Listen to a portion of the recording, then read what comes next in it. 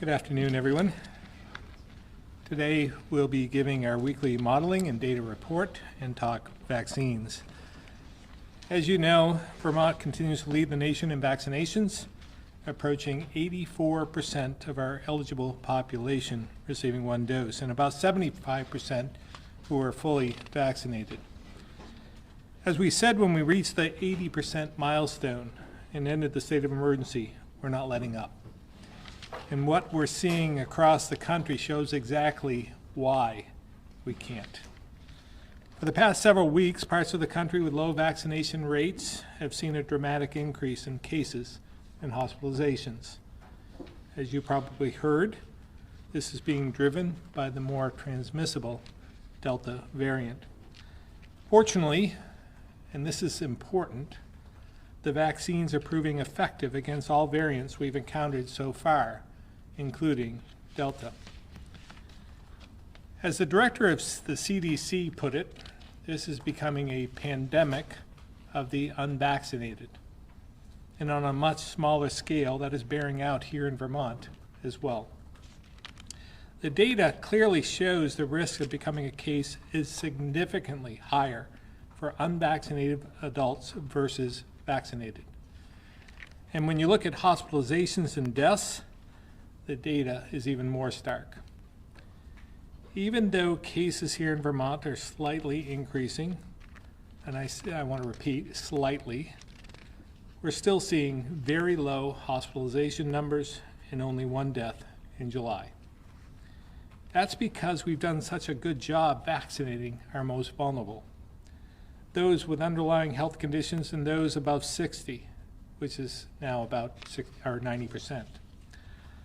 While a lot of attention is paid to so-called breakthrough cases, the real message here is if you want to avoid getting or spreading COVID-19, and if you want to make sure you recover if you do contract it, we hope you'll get your vaccine today. Or at the very least, talk to a trusted healthcare provider about it. The best tool we have to defeat the Delta variant is vaccination. Think about it for a second. About 16 months ago, many of us didn't believe that we'd have vaccines by now. Some speculated that it would take years and years before we had one that was effective. But with the incredible efforts of scientists, the administration, and the private sector, we have multiple highly effective and safe vaccines that can put this pandemic to an end. There are still about 90,000 Vermonters who are eligible who haven't gotten their shots. When you look at the age breakdown, although we're making gains, younger people still lag behind their parents and grandparents. For those over 30, well over 80% have received at least one dose. For Vermonters between 22 and 29, we're at 62%. For 18 to 21, we're at 50%. For 16 and 17-year-olds, as you remember, we gave them a week or two's heads up and a little bit of a head start because we wanted them to experience a more normal graduation. We lead the country with 71%. And for 12 to 15, we're also a national leader at 63%. But with school just 5 weeks away, now is the time for children who haven't been vaccinated to do so in order to be fully protected by the start of the school year.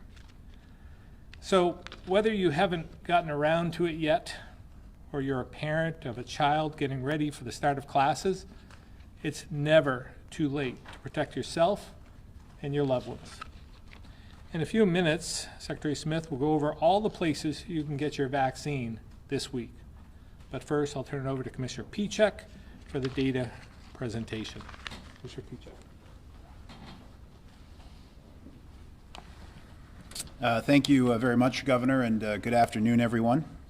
Reviewing recent COVID-19 data, we see again how interconnected our country is.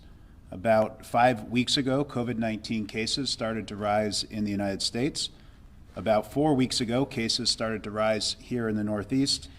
And then about 3 weeks ago, they started to rise here in Vermont, reminding us again that Vermont is not an island. But as the governor said, unlike many other parts of the country, Vermont's high vaccination rates have helped keep cases lower and have kept severe outcomes to a minimum. This week, we are reporting 171 new COVID-19 cases, again, with most of those cases being among those not fully vaccinated. And regarding breakthrough cases, this week we are sharing a new analysis. On the screen, you can see Vermont's overall case rate. This takes our 14-day average and compares it to the Vermont population.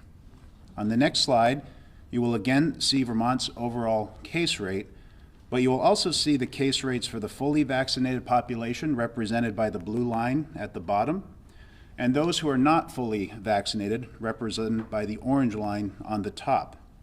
A really big takeaway is how stable our case rates have been over the last 4 months among the fully vaccinated population. To illustrate this point, let's compare April 1st to this week.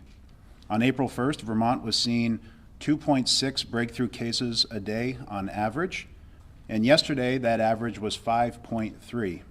However, back on April 1st, we only had 127,000 fully vaccinated Vermonters, and now that number stands at 420,000. So although the total number of breakthrough cases is higher today, we are actually seeing fewer breakthrough cases today relative to Vermont's fully vaccinated population. And comparing the highest vaccinated states to the least vaccinated states, we again see real-life evidence of the effectiveness of the vaccines. We can see that cases are much lower in the higher vaccinated states, and most importantly, we see that vaccinations and particularly deaths are considerably lower. And when we add Vermont to this analysis, we see how much lower the nation's highest vaccinated state is. Vermont currently has the lowest hospitalization rate in the country and was the only state to not report a fatality this week. And looking at the most recent forecast, we do expect cases to remain elevated compared to where they were in June, and we expect that to continue for the next number of weeks, again driven by the more transmissible Delta variant spreading among those who remain unvaccinated in Vermont. And it's important to keep in mind, if someone decides not to be vaccinated, they are choosing not only to endanger themselves, but those who they live with, work with, and socialize with, and ultimately are helping prolong the pandemic. But here in Vermont, we do continue to see progress. We had an additional 2,153 Vermonters starting vaccination this week, increasing the percentage of eligible Vermonters who have received at least one dose to a nation-leading 83.6%. And again, Vermont continues to be the leader across the board when it comes to vaccination progress. We're also seeing some signs of hope across the country when it comes to vaccinations. The U.S. average in terms of those starting vaccination crept up this week, driven largely by increases in states that are seeing the highest COVID case counts, and particularly Missouri, Arkansas, Louisiana, and Florida. And you can see on the chart that those who have initiated vaccination did creep up this week in those states. Again, some good news on the horizon. And finally, some other good news on the horizon. About 6 weeks ago, we talked about the increase in cases in the UK driven by the Delta variant, and then how that Delta variant eventually took seed here in the United States and spread. But over the last 6 days, cases in the United Kingdom have continued to track down. Now, it's too early to tell whether that is a trend, whether that's an anomaly in the data, but it's certainly the first positive sign that we've seen from the UK, giving some indication that over the next 3, 4, 5 weeks, cases in the United States potentially will come down as well, since we are about 4 or 5 weeks behind the United Kingdom in terms of their case growth. So again, some potentially favorable news, and we'll keep a close eye on that over the next few weeks. And at this time, I'd like to turn it over to Secretary Smith.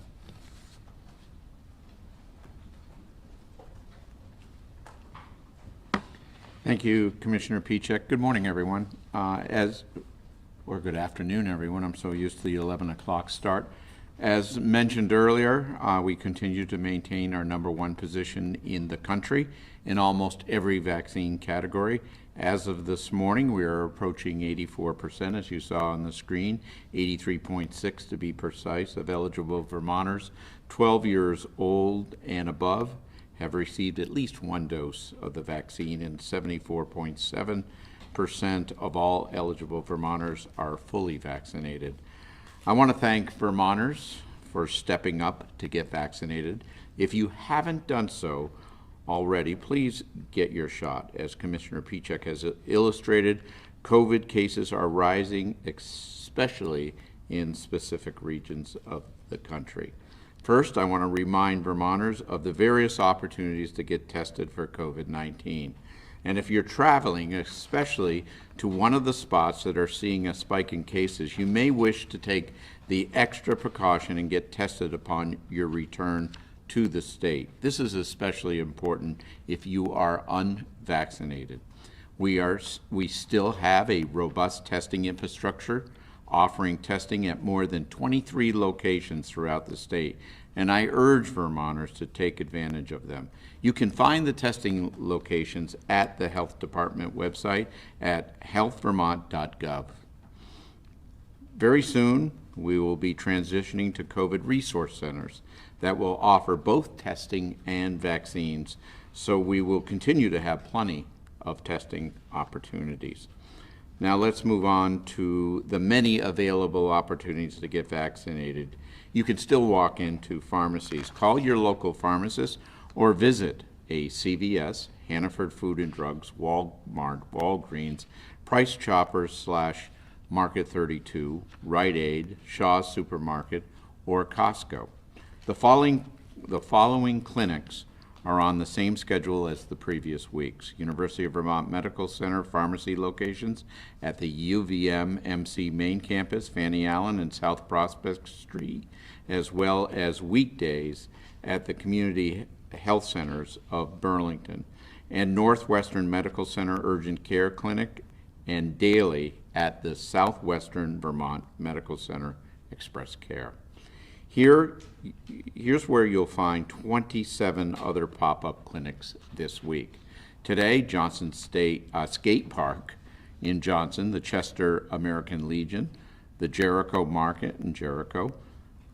Tomorrow, on July 28th, White River Junction District Office, that's the AHS District Office, Bliss Village Store and Deli in Bradford, Vermont, Gifford Healthcare in Randolph, Waterbury Ambulance in Waterbury Center, and the 1311 Barry Montpelier Road, that's behind the Burger King in Berlin.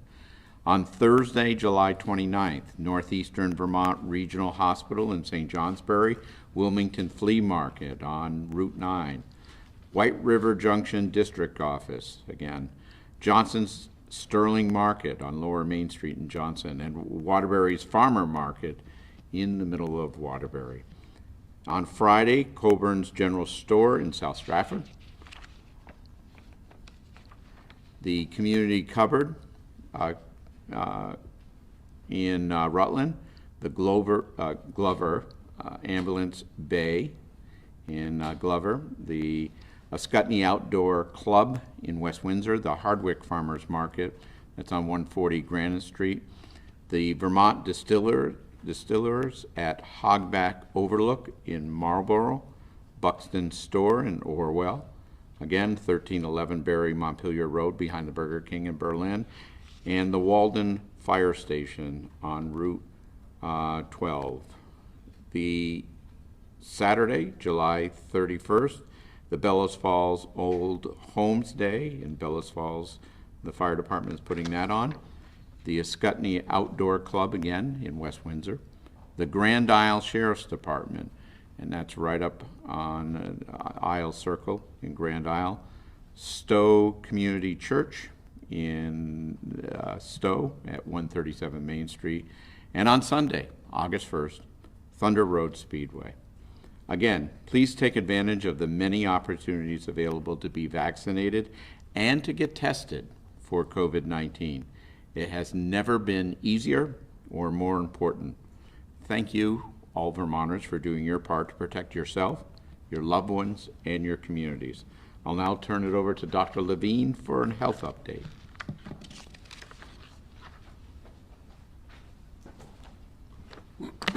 Thank you. As a country, we're in an unfortunate stage of the pandemic.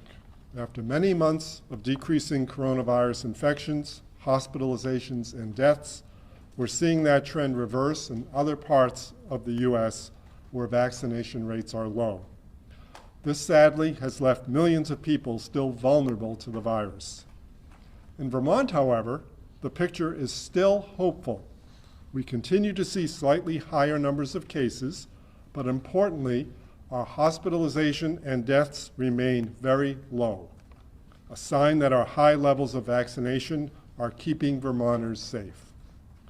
But this evolving pandemic means a continuing focus on emerging questions, new studies, whether booster shots are coming, the effects of variants.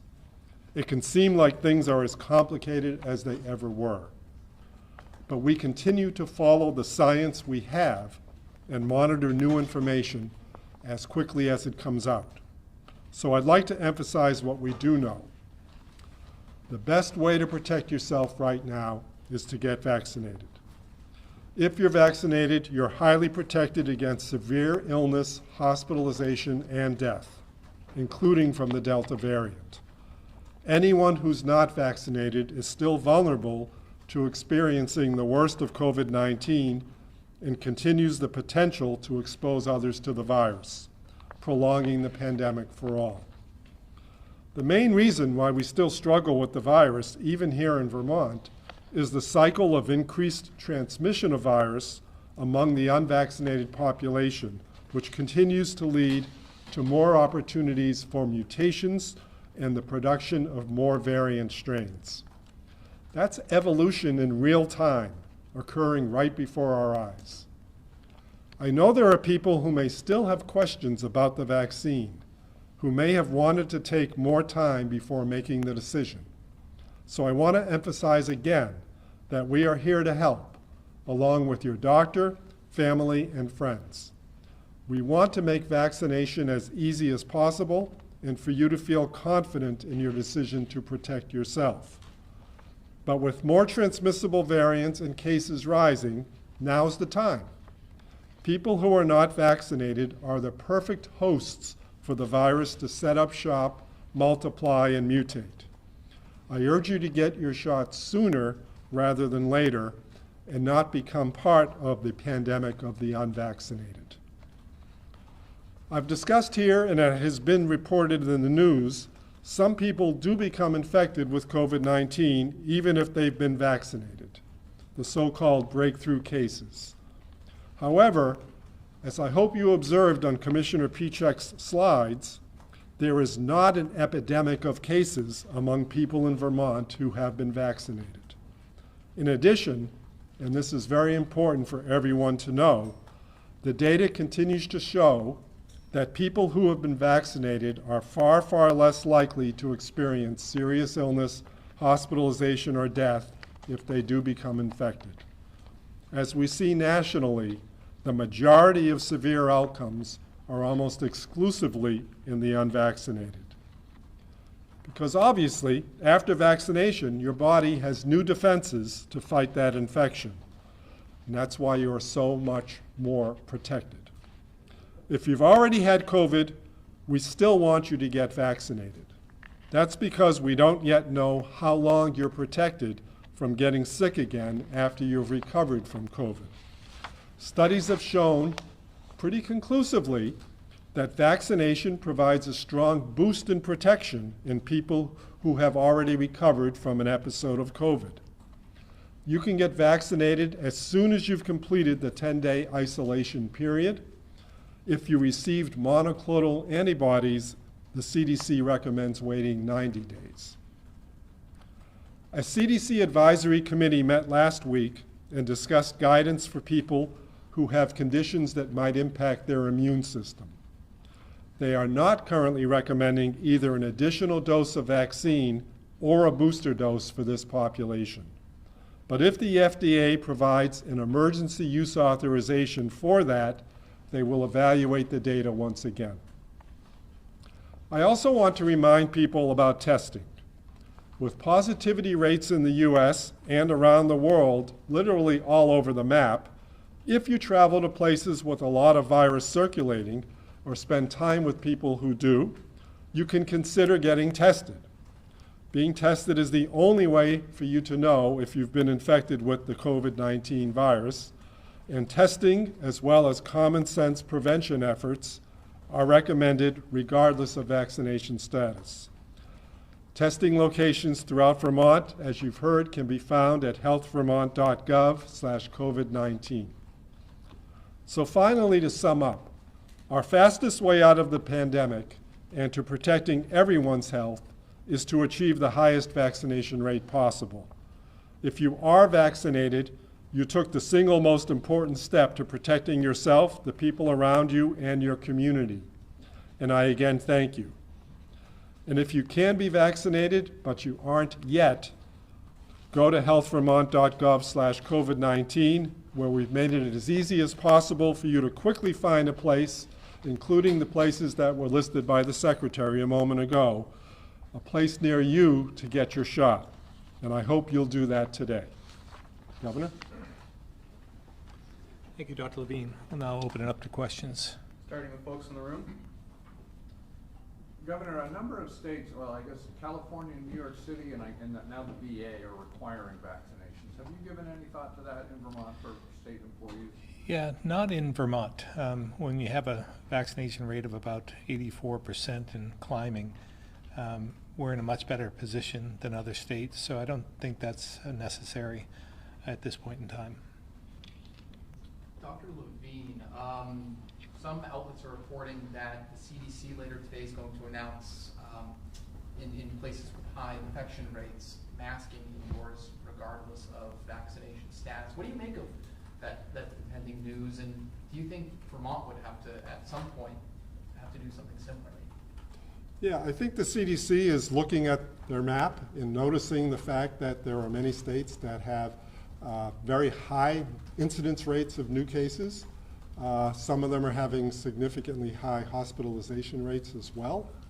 And they're trying to look at the data they have, which I have not seen yet, but they've reported that there are some new pieces of data that they have just begun to look at, new even from last week, that apparently are convincing them that there are places where the transmission rates are so high that they feel that returning to mitigation processes like masking would be helpful.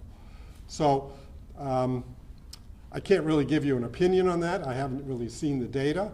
All I can say is the fact that they're doing it in a way that recognizes there are places that have higher transmission versus lower transmission does make some public health sense, if you will. So I think that that's something reasonable in some of those states. I don't think, to answer the last part of your question, that Vermont would see much of an impact by what's going to come out, because we're going to be considered one of the very low transmission states at this point in time. And it would again just be the travel guidance I kind of provided in my opening comments. People would naturally want to be more careful if they're traveling to a place that has higher levels of community transmission. They might also want to be tested when they return, even if they're feeling well, just because they've been to a place of higher level of transmission. What are your thoughts of this week about masks indoors in schools? Masks indoors in schools? Well, certainly we're going to come up with a decision on that probably at this press conference next week. We're currently meeting on that right now as we speak. Dr. Levine, if the vaccination rate doesn't get appreciably better in some of the states where it's not that high, do you expect to see some of the restrictions return that the state had, including restrictions on people entering the state? I don't think that we've really have a situation like that at this point in time. I think we're again looking at our data like we always look at, and we're basically seeing, as you saw on the graphics, where things are, and they've been kind of stable.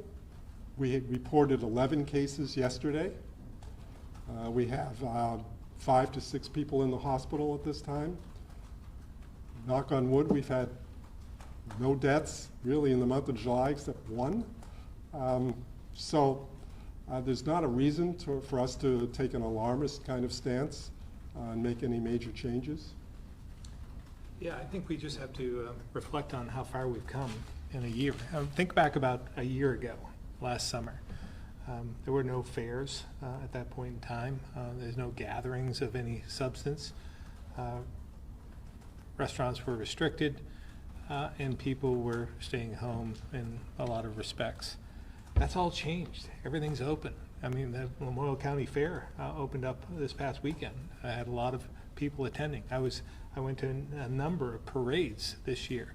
A lot of people there as well. No masks and people just enjoying being outside. And we had 11 cases yesterday, as Dr. Levine had said. We have 5 or 6 in the hospital as of today. So from the beginning, we wanted to make sure that our healthcare system was protected, that we didn't overwhelm the healthcare system, and we've done that, and it's very low and very low risk. So we've done a great job here in Vermont, and we should take advantage of that in a lot of respects. And the traffic count that I saw from last week, we're getting close to 2019 levels at this point. So again, we're almost back to normal. How many fully vaccinated Vermonters have been hospitalized due to COVID-19, and have we had any fully vaccinated Vermonters die due to COVID-19? So over the course of the pandemic, we've had, I believe, 5 people hospitalized and 1 death in that category. But you're asking the question that I'm asking real time now to get some of the very recent data about the people who were in the hospital most recently, knowing that on any given day we literally have either 2 or 3 or 5 or 6 people. So statistically speaking, it's going to be very hard to make a lot of conclusions from that. It sounds like there's going to be no change in guidance from on high from the administration. Should Vermonters be considering behavioral modifications in light of this slight but perceptible increase in cases here? When you say from on high, you're talking about the national? No, I'm talking about, it sounds like the governor, in consultation with you, has no plans to reinstitute the mask mandate or reinstitute travel restrictions. Right. But are there things that Vermonters should be doing of their own volition in light of the fact that cases are up now and forecast to start going up, it looked like, to more than 50 a day you're anticipating by August? Sure. Much of it is the same kind of advice we've been giving all through the pandemic. We have a web page on our COVID website that is labeled How to Protect Yourself, and it gives some suggestions. Because you're right, we've not set any policies regarding any of this. Most people who are feeling that their immune system is not up to speed, whether they've had a history of cancer or under current treatment for cancer or have some immune suppressing drugs that they take, we obviously tell them both locally and nationally that they should always be exercising more care because of the scientific data that indicates that they may not have the same response to a vaccine that a person with a more intact immune system has. And then we have people who are either unable to or have chosen not to be vaccinated, and there's advice on that page regarding the usual kinds of strategies they can take in terms of their personal hygiene, avoiding crowded situations, et cetera. Governor, your colleague, Governor Sununu, just signed a medical freedom from immunization bill the other day, declaring that it's your right not to get a vaccine.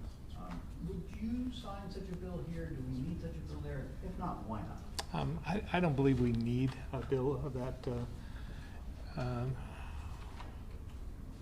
for Vermont. we have 84% being vaccinated at this point in time. And again, it's still climbing. So when you think about that, we're in a much better position than New Hampshire even, although they're not in the lower category, they're in the upper category amongst the Northeast states. So it may be a statement, but I don't think we need that incentive. I don't think it would work. And I mean, I just don't think that we need to have that. We've already allowed people to make their own decisions. We're just trying to educate and do the best we can to make it as easy as possible for them to get vaccinated, and they've taken advantage of that. So again, I think we have a little ways to go, but we keep chipping away at it every single week. So this isn't a Republican talking point, so to speak? Not from this Republican, no. Have you learned anything more about your request for a northern and southern meeting with Canada? Yes, we're still waiting. We brought it through the channels, so to speak, with the National Governors Association because we wanted to give other governors the opportunity to sign on and make sure that they could attend the meeting. So it's slowed a bit, but we're still waiting for other governors to sign on to a letter requesting the meeting at this point. So we hope they will react to that quickly, and because there is a lot of interest from other governors as well, as we found out once we started talking about it. Proponents of a statewide paid family medical leave program are going to be sort of relaunching their campaign to get some momentum behind that later this week. We talked about the pandemic sort of thwarting your initial attempts to create the program, the voluntary program that you had called for. Where does that stand, and are you beginning to revisit? We are looking at that as we speak. We're trying to, we want to put the RFP back out and see if we can move forward with that on the voluntary basis. Now, I know on a national scale, the other package that the President and others, Senator Sanders, have been talking about, the $3 trillion, I think it's $3.5 trillion package, has paid family leave in that as well. So we'll see where that goes. But here in Vermont, we want to continue to move forward on the voluntary plan. Is the RFP out yet? It has not yet, but we're putting it together. Governor, it looks like last month, the general fund was up quite a bit, some to the tune of 33 billion or so. What do you make of where we are in this economic moment? Yeah, well, it's good news, right? As opposed to what we thought was going to happen when the pandemic first reared its ugly head. And so with all the money that has been coming through the doors from the federal government, it's created a lot of economic activity.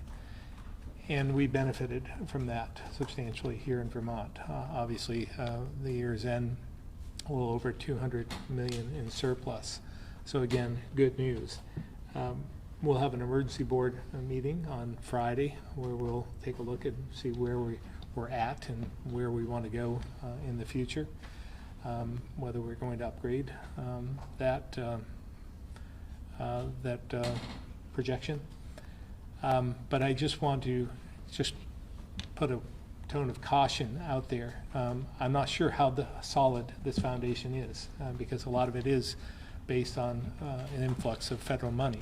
So I just want to be, at least keep our eyes wide open, not get too accustomed to this because once the federal money starts flowing in, and it may not be right now, obviously, we still have a lot of the ARPA money coming in.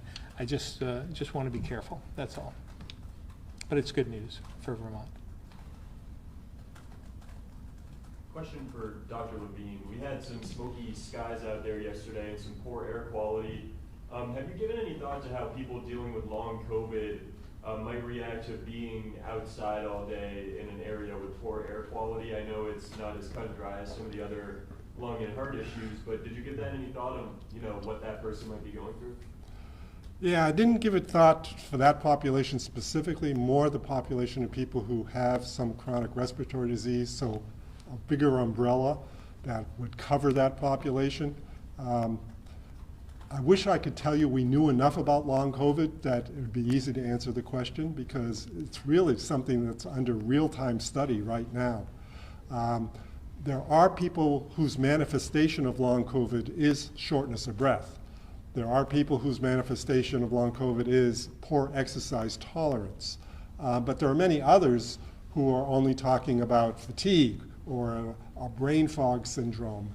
Not that that's only, because those are terrible as much. But by the same token, we don't have good data that shows us the lungs of people with long COVID are actually damaged in some irreversible way, with scarring and things of that sort. So I'd rather look at it just as a picture of people who might have a respiratory condition, in which case those last couple days, the appearance of the sky was hazy. When you look on the Weather Service site, we were in that zone between yellow and red. Yellow being not as good as green, obviously, but you could do okay outside. Getting towards the red is more like being out in the west where the fires were actually occurring. So I was concerned at that point in time. Dr. Levine, I don't know if this is a question you could know the answer to, but the 7-day new case count for July 27th of this year is higher than it was for the same period last year. And yet we have a 83% vaccination rate now. We had a 0% vaccination rate then. Is the reason for that more to do with the fact that everybody is, commuting again in spaces, or is it the Delta variant? Yeah, I would think it's a little more by the Delta variant. It's just a more transmissible virus. It's being talked about as 60% more transmissible than the one that came before it, which was the B117, which was more transmissible by 50% over the original one that we started with. So I think it's the transmission rates more than anything else. People are outside. There's nothing that would make me reverse the fact that scientifically we know way reduced chances of transmitting virus in an outdoor environment. And even though people have been in indoor environments, we're just not seeing that kind of spike in cases that would get us that concerned. Dr. Levine, and maybe Secretary Smith on this one, what are you seeing for data in terms of uptake of vaccine among primary care providers? I know that was one of the big strategies that the state had turned to. Yeah, so the number of primary care providers that are now fully enrolled and trained is very high in the states. Not everybody, but it's certainly much higher. And I know that they're deploying vaccine, but I think what we're seeing is that the population that would probably benefit the most from that site would be those who really wanted the comfort and safety of getting the vaccine in that setting and talking to the people they trusted the most in that setting. And based on the incremental increases in that percentage, now up to 83.6, but obviously before primary care was involved, it was at least a percentage lower. We're seeing increases. I just don't want you to think that they're dramatic increases. They're making a difference. It's part of a multi-pronged strategy. That's why all the sites that were described are still going to be coming online, because we'll get other Vermonters to stumble over the vaccine in those settings, or to even plan to get the vaccine in those settings. But in the primary care setting, it's going to be incremental, but not huge jumps. But still an important part of the system. And that will continue on. Secretary, did you have anything to add? Governor, are we getting any closer to enforcement action against Slate Ridge in Pollock? We're still monitoring the situation. Obviously, they've taken a different approach that they have tried to take from the beginning, and working through the court system in terms of zoning violations and so forth, and other sanctions against the owner. So is it now just sort of been We're still monitoring, obviously. Want to keep everyone safe, but it seems to have subsided a bit at this point in time, but we're still paying attention. All right, I'll move to the phones now, starting with Erica Nichols Frazier, the Valley Reporter. Do you anticipate insurance companies charging higher premiums for folks who are unvaccinated like they do for other high-risk behaviors? I'm going to ask the expert to answer this one, Mr. Pichek. Thank you, Governor. So we don't, this question was asked a few months ago, and, we don't anticipate that being the case. I mean, obviously the case rates are up a bit, but hospitalization rates are still steady, and they've been low. And with our high vaccination rate, it probably won't mean much in terms of an impact at this point. But we do have regulations that are in place, and we're planning to extend them, that requires commercial health insurers to cover the cost of treatment, preventative or inpatient or outpatient treatment. And the health insurers do have that budgeted in their projections for 2021 and 2022. So we don't anticipate that in Vermont. Okay, great. And is the Agency of Education asking school districts to prepare for both in-person and hybrid learning in the fall? Is Secretary French on the line? Yes, good afternoon, Governor. At this point, we're directing schools to prepare for full in-person instruction. We haven't given out any direction on doing both remote and in-person. Thank you. Michael Doherty, Vermont Digger. Hi, thank you. I'd like to ask why in the vaccination dashboard, as well as the numbers that we tend to be seeing at these press conferences, the focus remains the sort of top line vaccination rate among the eligible population, when it seems as though, given the risk that we've talked about with the Delta variant, that knowing the percentage of the total population that's out in public that hasn't been fully vaccinated seems to be more of the key number when we're thinking about the transmissibility here. But what's the reason for kind of maintaining the top line numbers the way that they're being presented? I'll ask Commissioner Pichek to answer that, but maybe I'd ask a question back. Are you seeing a different metric being used across the country? We're just trying to be consistent with everyone else. Certainly, I think that what we've seen is that different numbers are reported in different situations, but certainly as it pertains to the Delta variant, it seems that there's been more attention paid to the total number of people who might be in a given place that are not fully vaccinated, given that somewhat represents more of the risk. And I would also say specifically here in Vermont, given that the vaccination rate isn't consistent from county to county, that there might be places here where the top line number might be masking groups or geographic areas where potentially more than half of the people might be not actually fully vaccinated and therefore more susceptible. Mr. Pichek.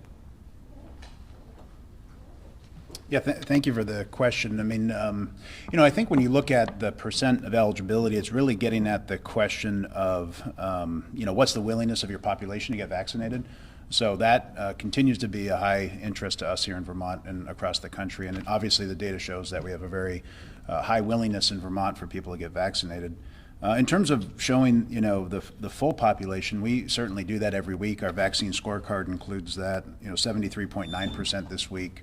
65.9% fully vaccinated. So, we've used those numbers quite frequently. Those are the numbers that are often used for, trying to determine herd immunity and those kind of thresholds. But again, we do report that every week, and it is certainly also an important number. Not to say it's not an important number, but obviously, if children cannot get the vaccine, if a large percentage of your population can't get the vaccine, and you're trying to determine willingness to get it, then obviously focusing on the eligible population makes more sense.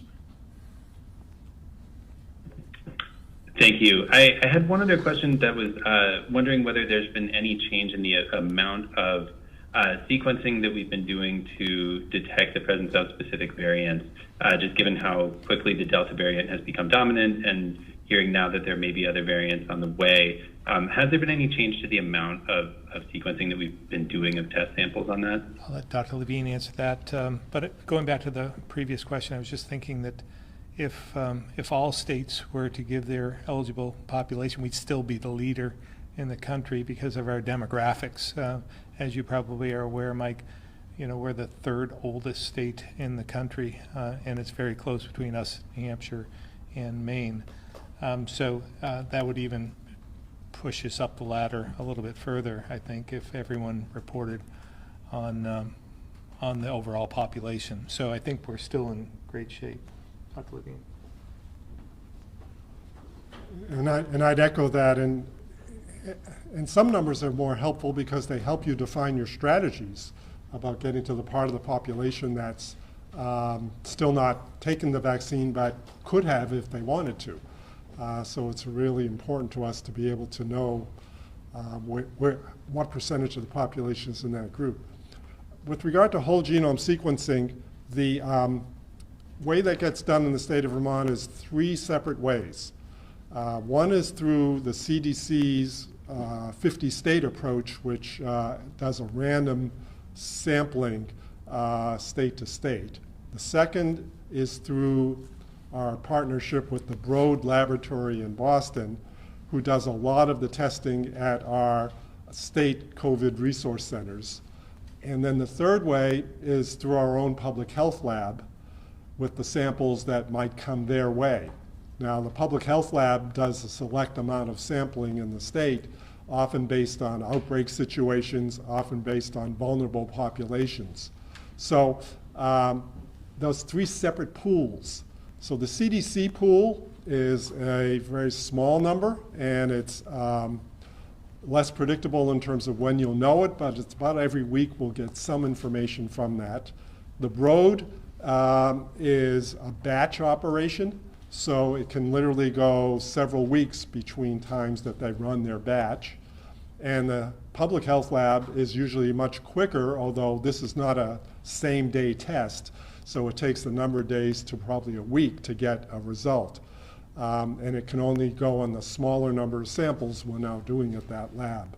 So the strategy is still to sample as much as possible, and with the number of cases we have in Vermont, we can sample a higher percentage of them.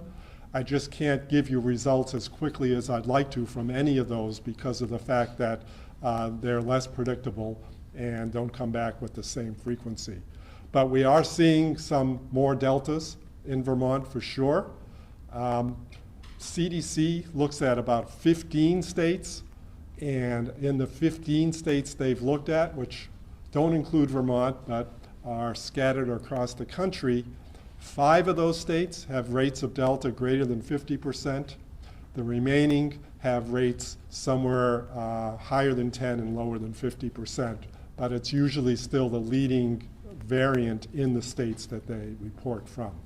B117 has gone down pretty significantly, but it's still the second leading strain found. And then things like South African and Brazil are now being found at much, much lower levels nationwide.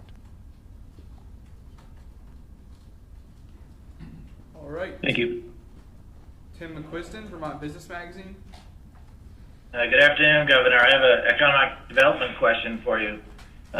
When we talk to employers and development officials, they talk about the usual impediments to economic development like broadband and housing and workforce, but another thing that keeps coming up consistently now and more now is childcare.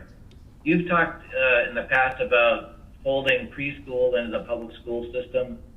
Unlike those infrastructure projects, that's something that could be done relatively quickly, certainly quicker than some of these other problems. Is that something that they'd be willing to push the legislature to move through, maybe even not only preschool, but even preschool, moving that into the public school system, into the public school buildings, something like that to take care of this or help take care of this problem? Well, for a number of years, as you know, we've focused on the cradle-to-career concept, and that is certainly something that we'll continue to work towards, seeking help from the legislature in making that happen, because, as you said, childcare is an issue for many, and we want to make sure that we provide that capacity, because this is an influential time of the child's life, as well as an impediment to many getting to work. So there's a lot of areas. It's not just the physical infrastructure, but it's workforce there as well. I mean, we have challenges in every single sector, as you well know, Tim. And child care providers are an example of another sector that is in demand as well. So we'll continue to provide any means we can to alleviate that such situation and move again towards this cradle to career concept that I've spoken so much about over the last 4 to 5 years.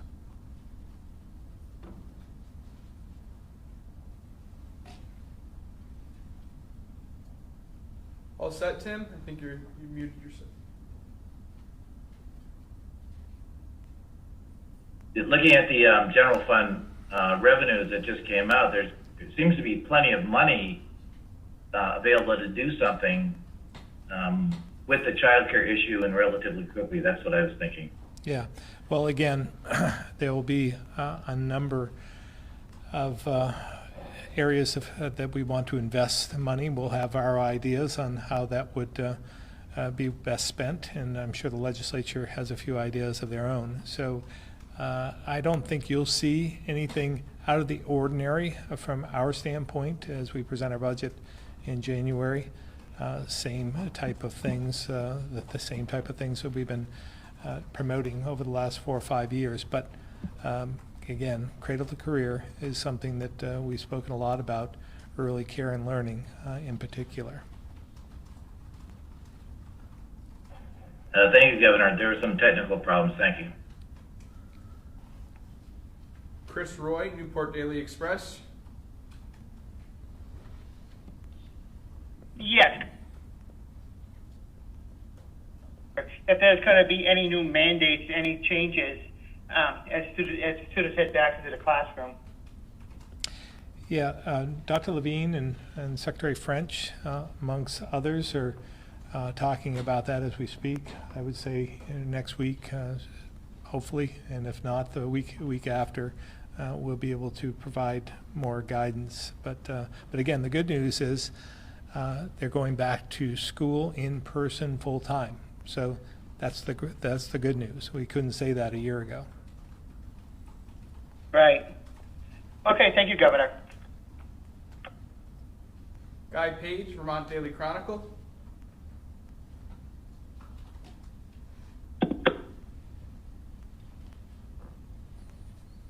Hello, Governor.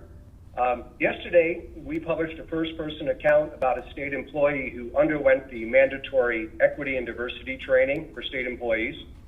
He said the instructor refused to take any questions, the instructor saying that questions are self-serving, said that being colorblind is racist and that the nuclear family was something, quote, pushed on us, unquote, by the white power structure. Also said he's been threatened now twice with job termination for questioning aspects of this instruction, and says that a coming equity audit on state employees will feature a inclusion score that measures the employee level of belonging in the work environment. So hearing this, and I'm sure you heard about this, over the last few months, off and on, do you support the idea of an equity audit of state employees, and do you have any concerns about how this equity and diversity training is being carried out?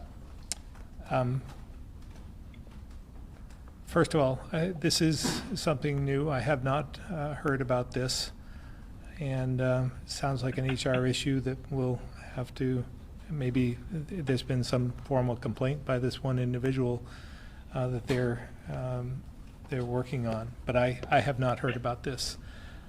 In terms of equity training, I think it's important. It's something that I think we all have to be aware of and sensitive to, and we'll continue to provide that education for our employees.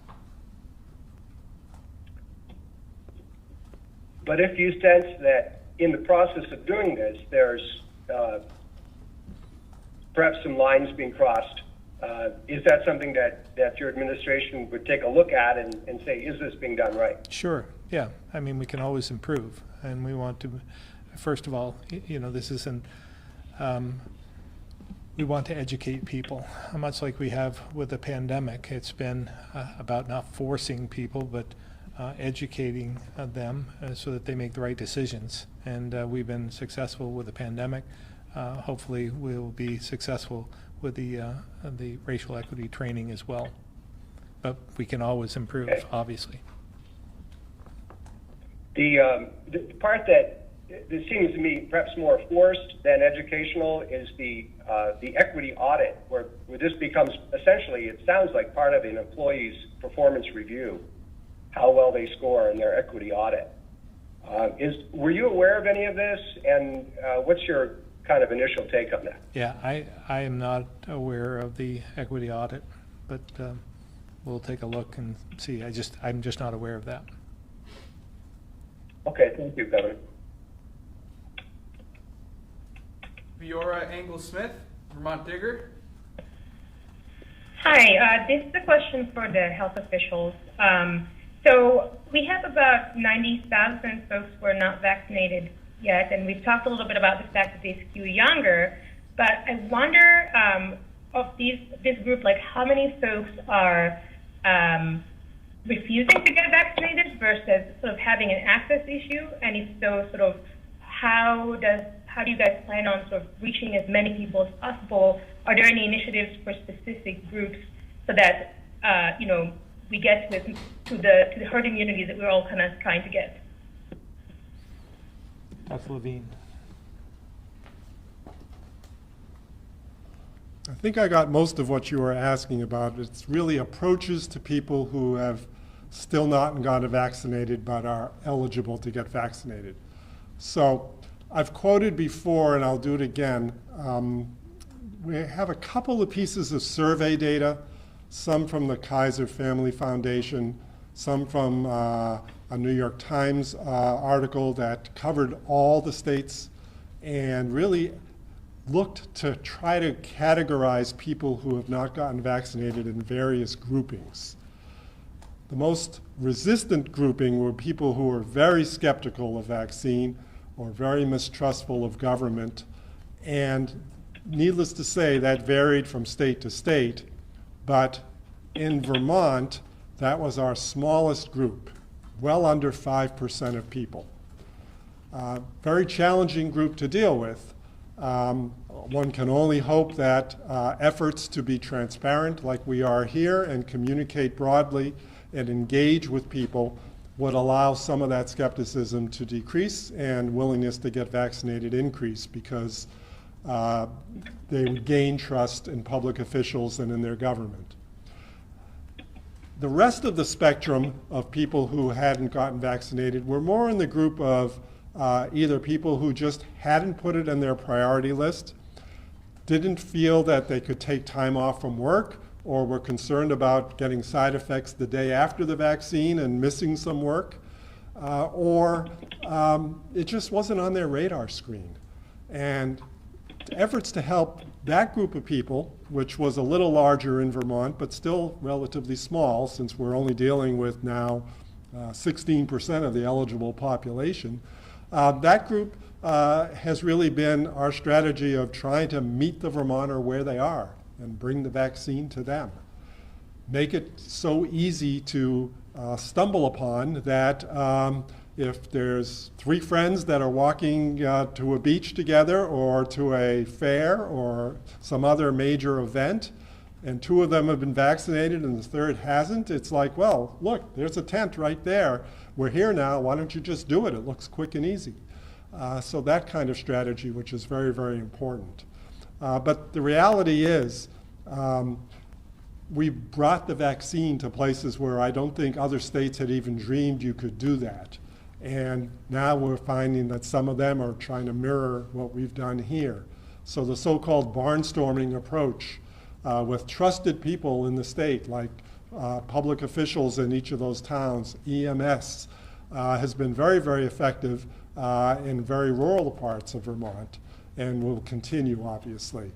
The work sites, some of them, we asked them if we could come to some of the larger employers, and we found conditions that would allow us to make that productive in terms of time of day or shift or what have you.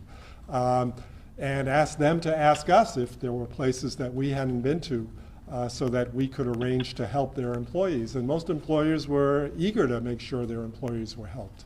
So those kinds of strategies as well. The bottom line was there's a category that hasn't been well talked about publicly, besides people who are totally skeptical or are just what they call vaccine hesitant. There are people who are now labeled vaccine apathy or apathetic, meaning it's just not on their radar at all, and they haven't really got anything in the game for it, like they're not so against it or anything, it's just not a priority. So we're really trying to reach that group of people with a lot more public education and making sure that they have complete access, walk-in appointments, no scheduled appointments needed, etc. Did you have anything you wanted to add? Okay.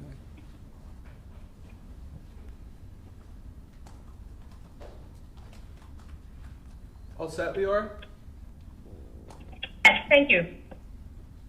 Greg Lamoureux, the County Courier. Good afternoon, Governor. I think I want to just follow up on that last question. Of the roughly 16% of the general public that is still accessible or is still of age to be able to get the vaccine, I'm wondering, have there been any studies to try to figure out the percent of that population that has a legitimate medical concern and can't be vaccinated versus those who just don't want to be versus those who, it just hasn't been convenient? Yeah, I'd say it's a mixture of all the above, but I'm not sure if Dr. Levine has any specifics on that, but okay, I'll let Dr. Levine. Greg, when you think about it, there are very few medical reasons that you can't get the COVID vaccine. When there was only the messenger RNA vaccine available, there are a select group of people with significant allergic reactions to some of the components, but that's a very, very small group. And now we have a vaccine, J&J, that is a totally different platform, and that same concern doesn't apply to that. So medically speaking, let's even say it was 2%. It's going to be a very, very small percent of all eligible people and not have a super high impact. But it is unfortunate for those people. And we need to make sure we work with them and have strategies that would allow them to get vaccinated. Some of that group of people who are advised by the physicians caring for them to not get vaccinated at a certain point in time because they were worried about interrupting treatment for conditions that required some heavy-duty immune modulating medications. But even in that group, there's a point in time that they would reach where that wouldn't have been as big a concern. So over the now 7 months that we've been using vaccine, 7.5 months really, I would think that most of that group is now found at a moment in time where they could get vaccinated as well. So pretty small is the answer. Appreciate that, Dr. Levine. Governor, if and when a booster becomes necessary to continue to battle this virus, do you expect that a booster would be free for the general public? I would only be speculating, but I would assume so. And we'll just have to wait for the recommendations from the CDC and FDA on that, and then take it from there. But I would assume that it would be. Thank you. And just lastly, Governor, I think you touched on it a little bit a few minutes ago. Can you give us a brief update on your work with the possibly trying to get the northern border reopened for vaccinated Canadians to travel to Vermont? And I'm specifically wondering if your recent appointment to the Council of Governors has helped you be able to advocate for reopening the border. Yeah, have not on that platform. We haven't officially met at this point on the Council of Governors, but through the National Governors Association, again, I reached out to Governor Hutchinson and Governor Murphy and asked them if we could do something through the NGA. And they approved that, are sending the letters out, I believe, out to other governors to sign on to, so that we can get some others involved and have this meeting with the federal government on this. Because, you know, from my standpoint, it doesn't make any sense that the Canadian government has opened up their border, and so that allows Americans to go to Canada, and when you compare the risk of the entire country versus the risk, you know, in terms of COVID, to the risk of the Canadians, they're in better shape than we are as a country.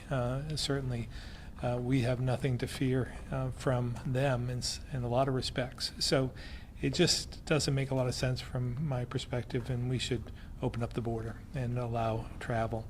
And if they have to reciprocate in terms of the conditions, they should just do so.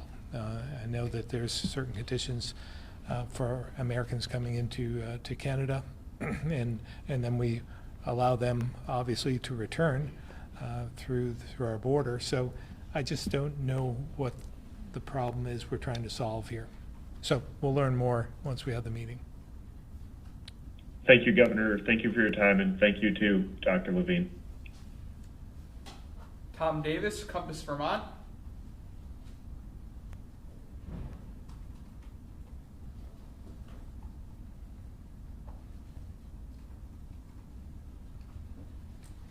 Tom Davis.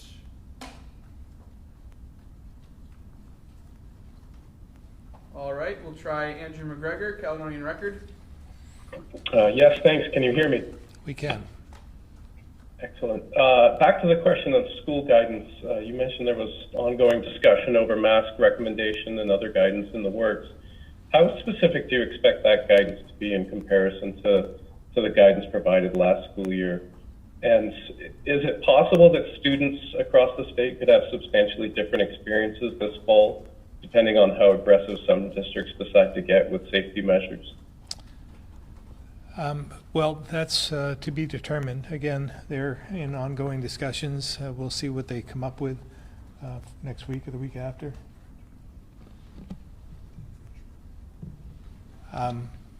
So we'll determine at that point what type of guidance that we're going to give. Obviously, our state is the school districts are locally controlled. So it would be just that. It would be guidance, and then they would have to make their own decisions. Anything you want to add? So in terms of, so without the state of emergency, none of the binding guidance and requirements that were issued last year obviously won't be in place. You know, one of the criticisms that we heard from school administrators was some of the ambiguity in that guidance. Is it going to be even more murky this fall? And so some schools may decide to pod their students, and others may keep their cafeterias closed, and you'll really have kind of a hodgepodge of response, depending on what local school boards might deem inappropriate response. Yeah, you said a lot there, Andrew, but I guess hodgepodge wasn't what I thought it was last year. I thought we were fairly clear. Dr. Levine? Just to parse that out a little, Secretary French and I planned that the guidance will be clear, and it won't be something that one school district could do one thing with and another could do another thing with based on their interpretation of it. It would only be based on the decision-making, as the governor indicated, made at the local level. The guidance itself will be clear for the state of Vermont. Okay, I look forward to it. Thank you very much. All right, thanks very much for tuning in, and we'll see you again next Tuesday.